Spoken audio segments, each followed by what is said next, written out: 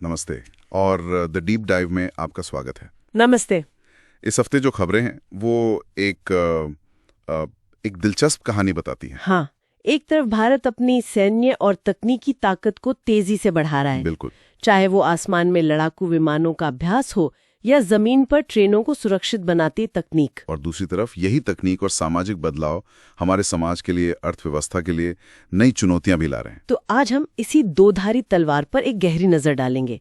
मतलब कैसे भारत तरक्की और उसके परिणामों के बीच एक संतुलन बनाने की कोशिश कर रहा है। ये एक बेहतरीन फ्रेमवर्क है, क्योंकि अक्सर हम खबरों को अलग अलग देखते हैं, रक्षा, अर्थव्यवस्था, सुप्रीम कोर्ट। हाँ, अलग अलग हिस्सों में। लेकिन जब आप इन्हें जोड़ते हैं तो एक बड़ी तस्वीर उभरती है।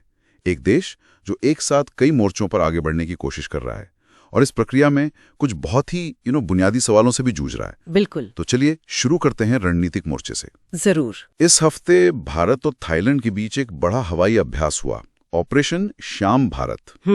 खबर यह है कि इसमें भारतीय वायुसेना के Su-30 MKI विमानों ने थाईलैंड के JS-39 ग्रिपेन विमानों के साथ अभ्यास किया। अब ये सिर्फ दो विमानों का साथ में उड़ना तो है नहीं, इसमें कुछ खास है ना? हाँ, ये क्लासिक हैवी वेट बनाम लाइट वेट मुकाबला है, आप कह सकती हैं। अच्छा, देखिए Su-30 MKI एक बड़ा 2 इंजन वाला लंबी दूरी का लड़ाकू विमान है, बहुत ज्यादा हथियार ले जा सकता है। और ग्रिपेन? वहीं ग्रिपेन जो स्वीडन में बना है वो एक बेहद फुर्तीला, छोटा सिंगल इंजन वाला विमान है। उसे ऑपरेट करना भी बहुत सस्ता और आसान है। तो इस अभ्यास से दोनों को क्या सीखने को मिलता है? इससे दोनों वायुसेनाओं को एक दूसरे की ताकत और कमजोरियों को समझने का मौका मिलता है। मतलब Su-30 सीखता है कि ग्रिपेन जैसे फुर्तीले विमान से कैसे निपटना है, और ग्रिपेन सीखता है कि Su-30 जैसे ताकतवर विमान के सामने कैसे टिकना है। बिल्कुल। और ये अभ्यास मलक्का जलडमरू मध्य के पास हुआ। ये तो दुनिया के सबसे व्यस्त समुद्री रास्तों में से एक है। इसका क्या महत्व है? इसका महत्व बहुत गहरा है। मलक्का स्ट्रेट एक रणनीतिक चोक पॉइंट है। तो यहाँ अपनी हवाई मौजूदगी दिखाना, जिसे रक्षा कूटनीति कहते हैं, वो चीन जैसे देशों को एक साफ संदेश देता है। क्या संदेश? कि भारत इस क्षेत्र में सुरक्षा और स्थिरता को लेकर गंभीर है और अपने सहयोगी देशों के साथ मिलकर काम करने में पूरी तरह सक्षम है। तो ये सिर्फ एक सैन्य अभ्यास नहीं है, ये एक भू राजनीतिक संदेश भी है। समझ गया। इसी तरह का एक और अभ्यास हुआ, खंजर 2026। हाँ, भारत और किर्गिस्तान के बीच। ये मध्य एशिया में है, जो एक बहुत ही जटिल इलाका है। वहाँ रूस और चीन का भी प्रभाव है। तो ये छोटा सा अभ्यास भारत के लिए इतना अहम क्यों है? क्योंकि देखिए, मध्य एशिया में भारत की रणनीति बड़े सैन्य अभ्यासों की नहीं है। हमारी रणनीति है क्षमता निर्माण और विश्वास बनाने की। अच्छा। कि किर्गिस्तान और उसके पड़ोसी देश आतंकवाद और कट्टरपंथ जैसी समस्याओं से जूझ रहे हैं और इसका सीधा असर भारत की सुरक्षा पर भी पड़ सकता है। तो खंजर जैसे अभ्यास? हाँ, खंजर जैसे अभ्यास जिनका फोकस आतंकवाद विरोधी अभियानों पर होता है, वो हमें उस क्षेत्र की जमीनी हकीकत को समझने में मदद करते हैं और साथ ही ये भी दिखाते हैं कि भारत एक विश्वसनीय सुरक्षा भागीदार है। ये हार्ड पावर के बजाय स्मार्ट पावर का एक उदाहरण है। और ये आधुनिकीकरण की लहर सिर्फ भारी अभ्यासों तक ही सीमित नहीं है। नहीं, बिल्कुल नहीं। देश के अंदर भी स्पेशल फ्रंटियर फोर्स SFF को आधुनिक बनाने की बात हो रही है। SFF, जिसे विकास बटालियन भी कहा जाता है, हमारी सबसे विशिष्ट इकाइयों में से एक है। उन्हें खासतौर पर ऊंचाई वाले और बहुत मुश्किल पहाड़ी इलाकों में लड़ने के लिए ट्रेन किया जाता है। लेकिन आज के समय में जब ड्रोन्स हैं, सैटेलाइट्स हैं, आधुनिक निगरानी तकनीक है, तो क्या पारंपरिक गुरिल्ला युद्ध की अहमियत कम हो गई है? ये बहुत अच्छा सवाल है। मेरा मानना है कि नहीं। देखिए, तकनीक अपनी जगह है, लेकिन उन ऊंचाइयों पर इंसान का साहस और जमीन की समझ आज भी निर्णायक है। तो आधुनिकीकरण का मतलब? SFF का आधुनिकीकरण उन्हें नई तकनीक से लैस करेगा, जिससे उनकी जो पुरानी विशेषज्ञता है वो और भी घातक हो जाएगी। आपने बिल्कुल सही नब्ज पकड़ी। रणनीति और तकनीक का यही संगम हमें सेना से हटकर नागरिक क्षेत्र में भी दिखाई दे रहा है, खासकर भारतीय रेलवे में। हाँ, बिल्कुल। इस हफ्ते कवच 4.0 ने एक दिन में 472 किलोमीटर ट्रैक पर चालू होकर एक रिकॉर्ड बनाया है। ये सिर्फ एक रिकॉर्ड नहीं है, ये निष्पादन क्षमता मतलब एग्जीक्यूशन कैपेबिलिटी का एक जबरदस्त प्रदर्शन है। मतलब? कवच एक स्वदेशी ऑटोमेटिक ट्रेन प्रोटेक्शन सिस्टम है। ये मानवीय भूल से होने वाली टक्करों को रोकता है।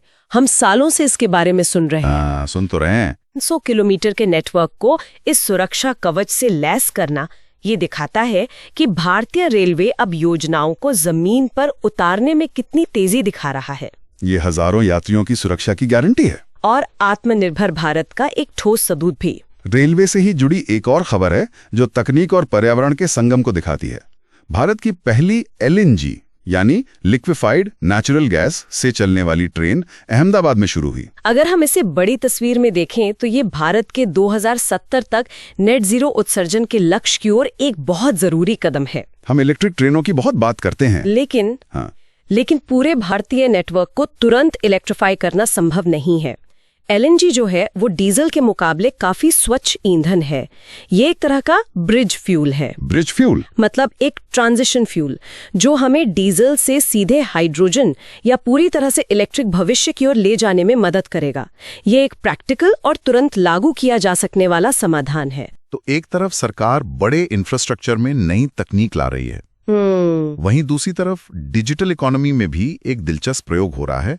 भारत टैक्सी नाम का एक नया ऐप लॉन्च हुआ है। हाँ, मैंने भी सुना है इसके बारे में। ओला उबर का स्वदेशी विकल्प कहा जा रहा है इसे। इसकी सबसे बड़ी खासियत है शून्य कमीशन मॉडल। और यही मॉडल मौजूदा गिग इकोनॉमी के लिए एक सीधी चुनौती है। कैसे? देखिए, ओला और उबर हर राइड पर 20 से 30% का भारी कमीशन लेते हैं। इससे ड्राइवर की कमाई का एक बड़ा हिस्सा कंपनी के पास चला जाता है। अच्छा। भारत टैक्सी एक सहकारी मतलब कोऑपरेटिव मॉडल पर काम कर रही है, जहां ड्राइवर ही एक तरह से मालिक है। तो ये ड्राइवरों के लिए तो बहुत आकर्षक है। लेकिन यहाँ एक बड़ा सवाल उठता है। क्या? अगर कंपनी कोई कमीशन नहीं लेगी तो वो अपने ऑपरेशन, मार्केटिंग, टेक्नोलॉजी अपग्रेड और कस्टमर सर्विस का खर्च कैसे निकालेगी? क्या ये मॉडल लंबे समय तक चल सकता है? यही तो $1 मिलियन का सवाल है। हो सकता है कि उनका रेवेन्यू मॉडल ड्राइवरों से एक मामूली मासिक सब्सक्रिप्शन फीस पर आधारित हो, या शायद विज्ञापन। हाँ, या शायद वो ऐप पर विज्ञापन दिखाएं। एक और संभावना ये भी है कि इसे शुरुआती दौर में सरकारी समर्थन मिले, लेकिन बिना किसी टिकाऊ रेवेन्यू स्ट्रीम के सिर्फ शून्य कमीशन के दम पर ओला उबर जैसी बड़ी कंपनियों का मुकाबला करना बेहद मुश्किल होगा। ये एक शानदार विचार है, पर इसका असली इम्तिहान तो अब शुरू होगा। और तकनीक से जुड़े ऐसे ही इम्तिहानों और जोखमों की बात आर्थिक सर्वेक्षण 2025-26 में भी की गई है। हाँ, बिल्कुल। सर्वेक्षण भारत के लिए 7% के आसपास की मजबूत विकास दर का अनुमान तो लगाता है, लेकिन 2 बड़े खतरों से आगाह भी करता है। भू राजनीतिक तनाव और AI में निवेश का बुलबुला। और दिलचस्प बात यह है कि ये दोनों जोखिम आपस में जुड़े हुए हैं। वो कैसे? आज AI में जो निवेश की होड़ लगी है वो सिर्फ आर्थिक नहीं है, बल्कि राष्ट्रीय सुरक्षा की भी होड़ है। अमेरिका, चीन और अब भारत, हर देश AI में प्रभुत्व स्थापित करना चाहता है। तो इस होड़ में अक्सर कंपनियां और निवेशक बिना सोचे समझे पैसा लगा रहे हैं, जिससे एक बबल या बुलबुला बन रहा है। अगर उम्मीद के मुताबिक नतीजे नहीं मिले, जैसे 2000 के .com बबल के साथ हुआ था, तो ये फट सकता है और अर्थव्यवस्था को नुकसान पहुंचा सकता है। मतलब भू राजनीतिक तनाव, जैसे कि अमेरिका और चीन के बीच जो चिप वॉर चल रही है, वो इस AI बबल को और हवा दे रहे हैं। बिल्कुल, क्योंकि हर देश को डर है कि अगर वो पीछे रह गया तो वो न सिर्फ आर्थिक रूप से बल्कि सैन्य रूप से भी कमजोर हो जाएगा। और ये डर एक तर्कहीन निवेश को बढ़ावा देता है। तो जहां एक तरफ सरकार AI को बढ़ावा दे रही है, वहीं उसका आर्थिक सर्वेक्षण खुद इस पर चेतावनी दे रहा है। ये दिखाता है कि हम तरक्की की इस राह पर कितने नाजुक संतुलन के साथ चल रहे हैं। और ये संतुलन सिर्फ अर्थव्यवस्था और तकनीक में ही नहीं, बल्कि समाज और कानून के क्षेत्र में भी बनाना पड़ रहा है। सही कहा। इस हफ्ते सुप्रीम कोर्ट के 2 फैसलों ने इसे साफ कर दिया। पहला, मासिक धर्म स्वास्थ्य यानी मेंस्ट्रुअल हेल्थ को एक मौलिक अधिकार घोषित करना। ये एक ऐतिहासिक और बहुत ही प्रगतिशील फैसला है। इसे सिर्फ स्वास्थ्य के नजरिए से नहीं देखा जाना चाहिए। तो फिर? इसका सीधा संबंध शिक्षा के अधिकार और गरिमा के अधिकार से है। आज भी हमारे देश में सैनिटरी पैड या साफ शौचालयों जैसी बुनियादी सुविधाओं की कमी के कारण लाखों लड़कियां उन दिनों में स्कूल नहीं जा पाती। और कई तो हमेशा के लिए पढ़ाई छोड़ देती हैं। बिल्कुल। अब इसे मौलिक अधिकार बनाने के बाद ये सुनिश्चित करना राज्यों की संवैधानिक जिम्मेदारी होगी कि हर स्कूल में ये सुविधाएं हों। ये समानता की दिशा में एक बहुत बड़ा और ठोस कदम है। लेकिन वही दूसरी तरफ सुप्रीम कोर्ट ने UGC के इक्विटी नियमों पर फिलहाल रोक लगा दी। हाँ, ये कहते हुए कि वे बहुत व्यापक और विभाजनकारी थे। ये थोड़ा उलझन भरा है। इन नियमों का मकसद तो समानता लाना ही था, तो फिर ये विभाजनकारी कैसे हो सकते हैं? ये एक बहुत ही संवेदनशील मामला है। देखिए, इन नियमों का उद्देश्य विश्वविद्यालयों में विविधता और समावेशिता को बढ़ावा देना था, इसमें कोई दो राय नहीं। तो फिर समस्या कहाँ थी? आलोचकों का तर्क था कि इन नियमों को लागू करने का तरीका समस्याग्रस्त था।